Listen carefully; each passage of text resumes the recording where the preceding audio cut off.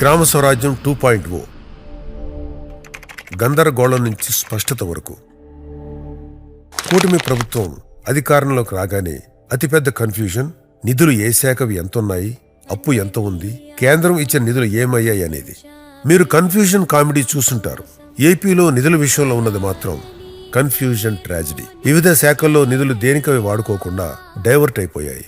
మన వాటా ఇవ్వకపోవడం వల్ల కేంద్ర పథకాలు ఆగిపోయాయి. అలాంటి అస్తవ్యస్త పరిస్థితి నుంచి ఒక పద్ధతి ప్రకారం నిధుల వినియోగానికి పవన్ కళ్యాణ్ గారు శ్రీకారం చుట్టారు. కేంద్ర జలశక్తి, గ్రామీణాభివృద్ధి, ఆర్థిక శాఖ మంత్రులతో భేటీల ద్వారా పథకాలని పట్టాలెక్కించారు. కోట్లు నిధులు వచ్చేలా చేశారు.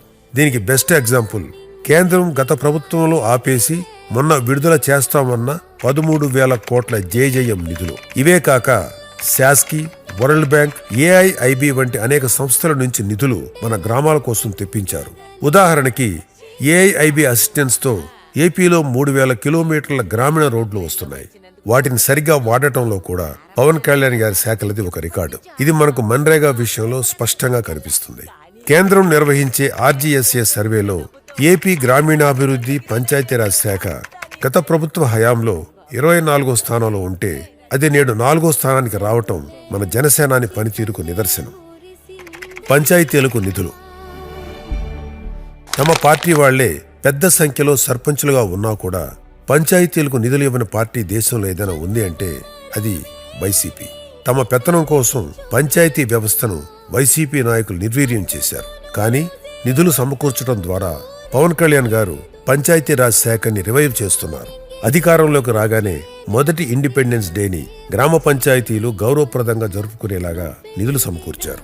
34 సంవత్సరాలుగా ఈ పండుగలకి, జెండా వందనం పండుగ కానీ, గణతంత్ర దినోత్సవానికి కానీ 100 రూపాయలు, 200 రూపాయలు చొప్పున ఇచ్చేవాళ్ళు. ఈ మొత్తాన్ని గణనీయంగా పెంచాలని చెప్పి కూటమి ప్రభుత్వం నిర్ణయం తీసుకొని జీవో జారీ చేసింది. నాలా, non agricultural land assessment act అంటే నాలా నిధుల్ని కూడా పంచాయతీలకు వచ్చేలా పవన్ కళ్యాణ్ గారు కేబినెట్ సమావేశంలో చెప్పి మరీ చేయించారు. దీంతో గ్రామాలకు నిరంతరం ఒక ఆదాయం వచ్చే మార్గాన్ని చూపించారు. Form Pond's. ప్రపంచం మొత్తం నీటి అవసరం పెరుగుతూ పోతుందని తెలుసు. భూగర్భ జలాలు తగ్గిపోతున్నాయని కూడా తెలుసు. కానీ ఏదైనా చేయాలంటే పనులు ముందుకు కదలవు. అలాంటి పరిస్థితుల నుంచి ఇవాళ ఏపీలో 1,00,000కు పైగా ఫామ్ పాండ్స్ పూర్తయి 1 టీఎంసీ పైగా నీటిని స్టోర్ చేస్తున్నాయంటే దాదాపు ప్రకాశం బ్యారేజీలో ఉండే నీటితో సమానం. దానికి కారణం పవన్ కళ్యాణ్ గారు, వారి దగ్గరున్న అధికార బృందం. పొలాలకు, జీవాలకు నీటిని అందిస్తూ, భూగర్భ జలాలను పెంచుతూ, టెంపరేచర్ ని తగ్గిస్తూ భూసారం మెయింటైన్ అయ్యేలా చేస్తున్నాయి ఈ form Pond's. This country doesn't need one big revolution, but it requires thousands of smaller revolutions అనేది ఫామ్ పాండ్స్ వంటి గ్రామస్థాయి పనులను చూస్తే అర్థమవుతుంది.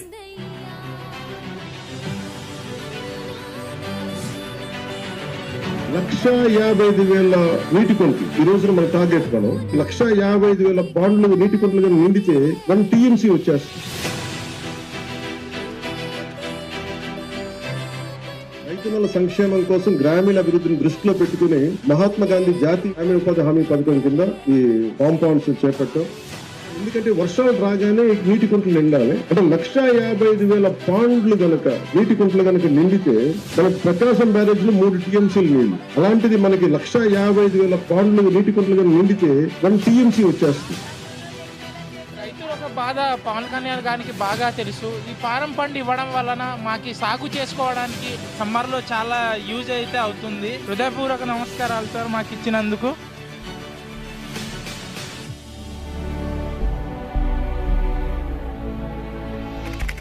గోకులాలు. రైతులకి భూమి కంటే భరోసాతో ఆదాయాన్నిచ్చే పాడి పశువులు రైతుకు ఆసరాగా నిలిచే పిల్లల్లాంటివి. పంట పండించడంలో, కష్టం వస్తే ఆదుకోవడంలో ఈ పాడి పశువుల వాట ఎంతో చెప్పక్కర్లేదు. అలాంటి పశు సంపద రక్షణకు గ్రామస్థాయిలో చేపట్టిందే గోకులాలు, క్యాటిల్ షెడ్స్. మొత్తం 34,000కు పైగా గోకులాలు లక్ష్యంగా పెట్టుకుని ఇప్పటి వరకు రాష్ట్ర వ్యాప్తంగా 8,000కు పైగా పూర్తయ్యాయి. పాడి పరిశ్రమలో ఏపీ రైతులు దేశంలోనే టాప్ 3లో ఉంటారు. అలాంటి వారికి అండగా నిలబడటం మన బాధ్యత అనేది కళ్యాణ్ గారి ఆలోచన. వీటికి అనుబంధంగానే క్యాటిల్ పాండ్స్ అంటే నీటి తొట్టెలు కూడా ఏర్పాటు చేశారు. ఇప్పటి వరకు 15,000కు పైగా నీటి తొట్టెలు పూర్తయ్యాయి. ఇవన్నీ చిన్నవిగా కనిపించే చాలా పెద్ద పనులు. రైతుకి అడుగడుగునా భరోసా ఇచ్చే రియల్ గేమ్ చేంజర్స్. షెడ్ లేనప్పుడు చాలా ఇబ్బందిగా ఉన్నాం. ఇప్పుడు షెడ్ రాగానే చాలా హ్యాపీగా ఫీల్ అవుతున్నాం. పవన్ కళ్యాణ్ గారు మా చిన్న పేలు వ్యాన్లో తడిసినప్పుడు చాలా బాధగా, మేము ఇంట్లో ఉన్నప్పుడు ఆవులు చాలా తడిసివి, చాలా బాధగా ఉండేది. ఇప్పుడు షెడ్ వచ్చాక కొంచెం హ్యాపీగా ఫీల్ అవుతున్నాము. వర్షం వచ్చేటప్పుడు తడిసివి మేము చాలా బాధపడేవాళ్ళం. మేము ఇంట్లో ఉన్నప్పుడు అవి చాలా బయట ఉండేవి, దోమలు కరిచేవి. వర్షం వచ్చి మెరుపులు వచ్చేటప్పుడు చాలా జడిసివి అవి. స్వచ్ఛ రథం.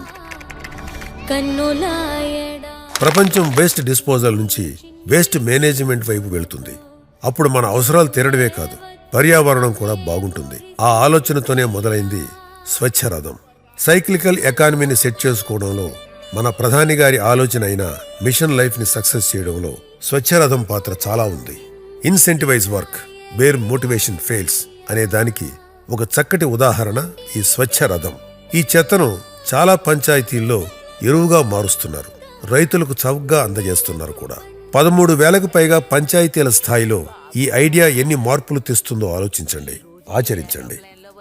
సాధారణంగా గ్రామాల్లో చెత్త సేకరణ కార్యక్రమం జరుగుతుంది. అయితే తడి చెత్త విషయంలో కొంత తీసుకొచ్చి వచ్చేటువంటి బండి వారికి ఇస్తున్నప్పటికీ పొడి చెత్త విషయంలో మాత్రం ఇళ్లలోనే అలాగే ఉంచుకుంటున్నారు.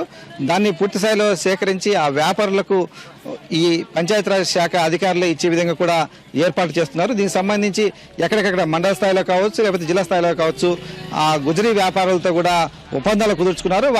వాళ్ళు ఈ సేకరించినటువంటి చెత్తనంతా కూడా వాళ్ళు కొనుగోలు చేసే విధంగా కూడా వారితో ఇప్పటికే ఒప్పందాలు కుదుర్చుకున్నారు. కాబట్టి ఈ సేకరించిన అంతా కూడా వారికి అందజేస్తూ ఉంటారు. దానికి తగ్గట్టుగానే ఆ వచ్చిన డబ్బులతోనే ఈ నిత్యావసరాలను కూడా కొనుగోలు చేసి ప్రజలకు, ఎక్కడెక్కడ గ్రామాల ప్రజలకు అందించేందుకు వీలుగా కూడా ఏర్పాటు చేసినట్టు అధికారులు చెప్తున్నారు. Magic drain. కొన్ని చిన్న చిన్న విషయాల్లాగా కనిపించిన చాలా పెద్ద పరిష్కారాలు చూపిస్తాయి. ఉప్పుతో థైరాయిడ్ ని క్యూర్ చేయడం దగ్గర నుంచి అంతరిక్షంలో బాల్ పెన్ వరకు ఇలా సాల్వ్ అయిన సమస్యలు ఎన్నో.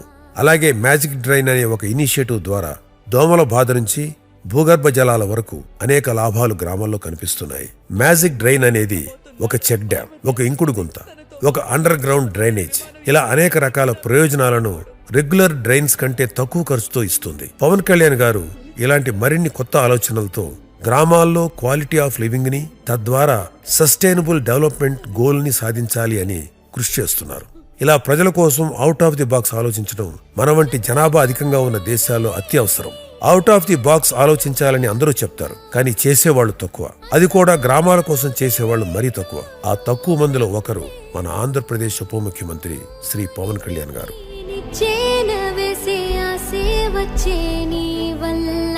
నువ్వే